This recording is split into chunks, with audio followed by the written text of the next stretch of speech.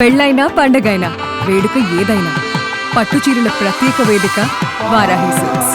కన్న తల్లి కంటి పాపలా చూసుకుంటుంది. బిడ్డ ఆకలి తీర్చడం కోసం తన ఆకలిని చంపుకుంటుంది. బిడ్డ భవిష్యత్తు కోసం తన కలలను కోరికలను త్యాగం చేస్తుంది.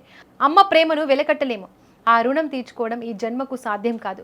కానీ ఒక కొడుకుగా ఆమె కళ్ళల్లో ఆనందాన్ని చూడడం కంటే మించిన అదృష్టం మరొకటి ఉండదేమో.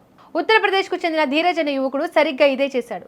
తన తల్లికి ఉన్న ఒకే ఒక కోరికను తీర్చడం కోసం అతడు చేసిన సాహసం, చూపిన భక్తి నేడు యావత్ దేశాన్ని కదిలిస్తోంది. ఆధునిక కాలంలో బంధాలు బలహీనపడుతున్న వేళ అమ్మ కోసం 1800 కిలోమీటర్ల మేర తన భుజాలపై మోస్తూ కేదార్నాథ్ చేరిన ఆ కలియుగ శ్రవణ కుమారుడి కథ సోషల్ మీడియాలో వైరల్ అవుతోంది.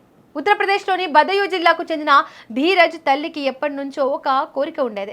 తన జీవిత కాలంలో ఒక్కసారైనా ఆ పరమశివుడు కొలువై ఉన్న కేదార్నాథ్ ధామాన్ని దర్శించుకోవాలని ఆమె ఆశపడింది. సాధారణంగా వయసు పైబడిన వారు అటువంటి కఠినమైన యాత్రలకు వెళ్లడం అంటే ఎన్నో ఇబ్బందులు ఉంటాయి.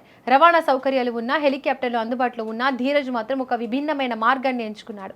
తన తల్లిని స్వయంగా తన భుజాలపై మోసుకుంటూ కాలినడకన ఆ మహాదేవుడి చెంతకు చేర్చాలని నిర్ణయించుకున్నాడు. ఇది వినడానికి ఒక అసాధ్య పనిలా అనిపించిన ధీరజ్ వెనుకడుగు వేయలేదు. ఈ ప్రయాణం ఏమాత్రం సాధ్యమైంది కాదు.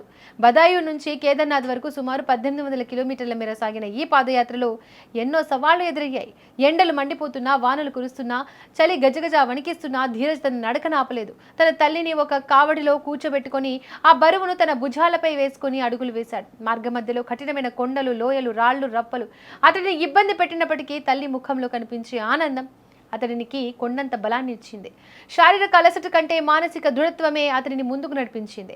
సుమారు 3 నెలల 24 రోజుల పాటు సాగిన ఈ సుదీర్ఘ ప్రయాణంలో అతను ఏ ఒక్క రోజు కూడా విసుగు చెందలేదు. తన దృఢ సంకల్పంతో తన తల్లిని కేదార్నాథ్కు తీసుకెళ్లాడు. తీర్థయాత్రలు అంటే కేవలం దేవుడిని చూడడం మాత్రమే కాదు. ఈ యాత్రలో ప్రతి అడుగు ఒక ప్రార్థనలా మారింది. దారి పొడవునా ధీరజ్ సాహసాన్ని చూసిన జనం ఆశ్చర్యపోయారు.